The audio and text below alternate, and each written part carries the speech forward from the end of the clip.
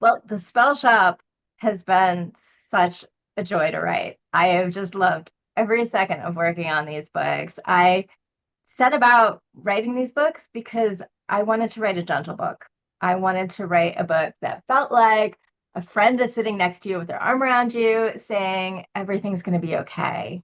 I wanted to write a book where kindness was at the core of it and there were no toxic relationships and it was filled with lots and lots of things that make me happy. And that's what I set out to do. And it was the best writing experience ever because I would just sit down at my computer and start typing and say, what makes me happy? And in would go mer horses and winged cats and spellbooks and libraries and a gorgeous island and a random unexplained unicorn and just things that gave my heart joy. So the spell shop is cozy fantasy.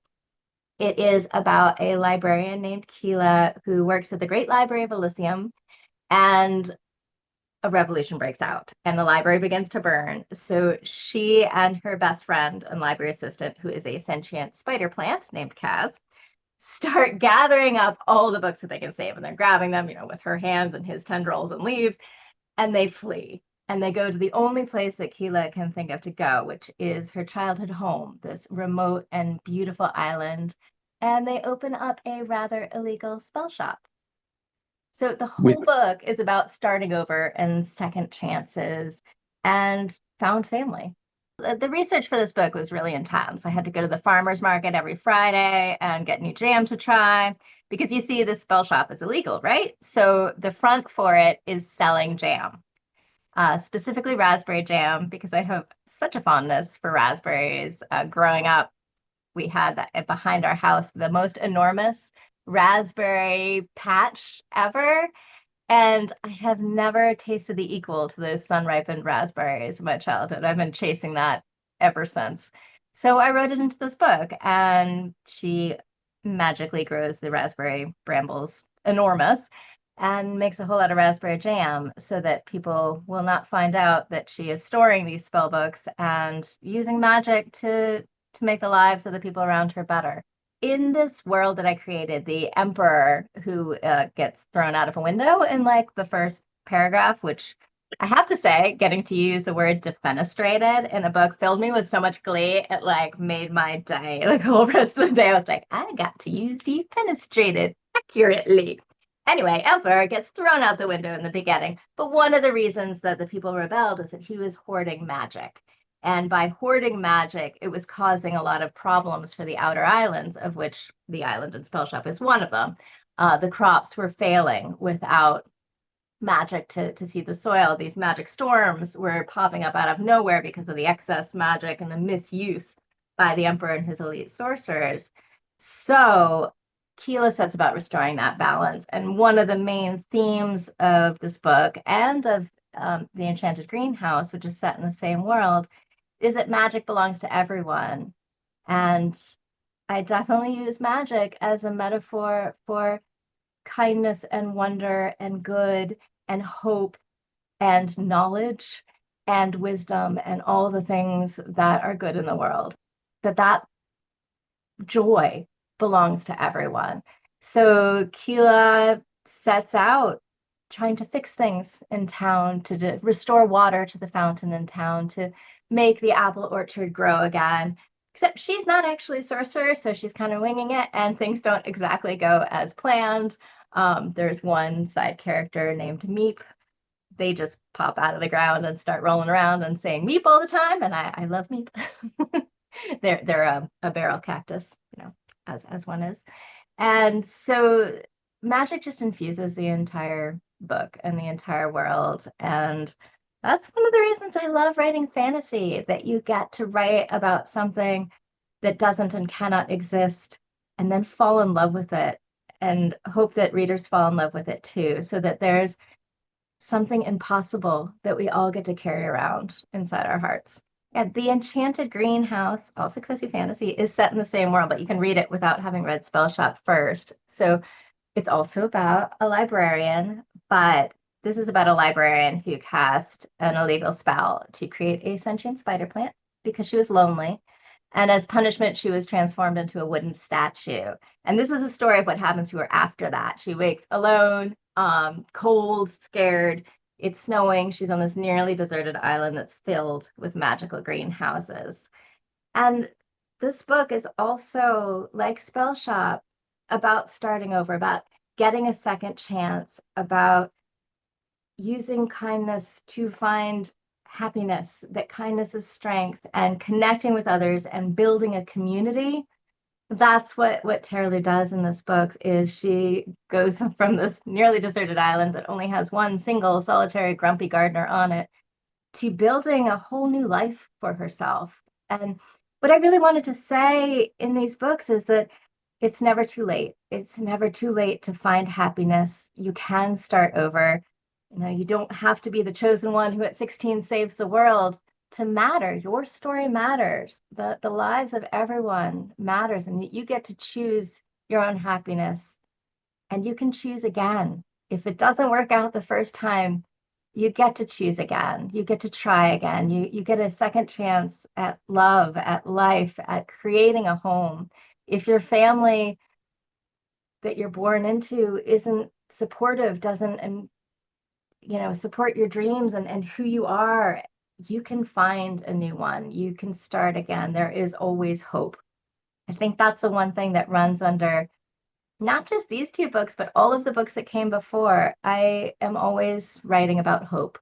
And that's what I really want readers to take from these books is that you're not alone. It's not over. Even when things are bleak as there's light at the end of the tunnel. No, I want people to carry that little bit of wonder and hope and light inside them. I want these books to give them a dose of comfort. I want them to have a place to escape, to feel safe, to have a sanctuary.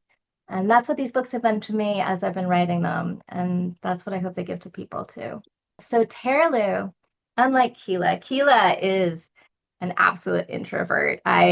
Keela from the Spell Shop, I discovered her character when I wrote the sentence. It wasn't that she didn't like people, it was only that she liked books more. And I'm like, I know you. Tara Lou, however, is the opposite. She needs people and she knows she needs people. She just doesn't know how to find people that she wants to connect to. She meets Yarrow, who is the gardener in the Enchanted greenhouse. And he's been living a very solitary existence, keeping these greenhouses going, even though the magic inside them is beginning to fail. So he's been fighting this losing battle, the solitary knight against this force that he doesn't know how to contend with. But he's been doing it solo and he's totally fine with that. And Tara Lou sees him and she immediately runs up and hugs him because he's another person. He's like, whoa, what are you doing here? So it's very much a grumpy sunshine kind of story that we're starting out with, where Tara Lou is the sunshine, and she pulls people around her. And many of those people are, not people. The first plant we meet in this book is named Lottie, and she is a resurrection rose, which actually isn't a real plant. Resurrection plant is a real plant, and they're very cool. They can go for like months and even years without water, and they turn into these sort of like shriveled little tumbleweed looking things, and you give them water and they like open up again with all their beautiful fluffy leaves. I put a purple rose right inside and created a resurrection rose, and that's Lottie. She becomes their sort of first plant friend. And she was created by the sorcerer who created these magical greenhouses. And then we meet a truly excessive number of talking plants. I love my talking plants. There are many, many, many, many. And I was very worried that my editor would be like, Sarah, you're getting carried away. But she wasn't. She was like, we need more plants. I'm like, yes, I can do that. I've always had this kind of obsession with things talking that shouldn't talk. I love that. My kids' books, for instance, has many, many talking animals. These books, many talking plants. A couple of favorites that have to go with Dendy, the philodendron. He speaks very slowly, and my audiobook narrator, Caitlin Davies, does a magnificent job with his voice, just absolutely nails it.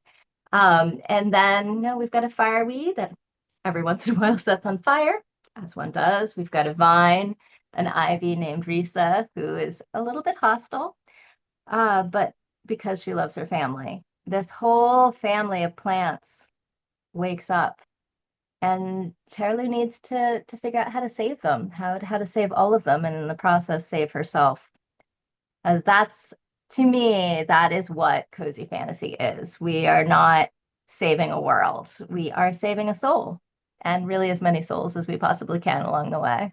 So he created this whole array of greenhouses. The Enchanted greenhouse is actually many, many, countless number of greenhouses that have every plant that has ever grown across the Crescent Islands, and many who haven't, many magically created plants. There's a room full of plants that just sing. There's another full of vines that braid themselves continuously with these little green mice that run across them.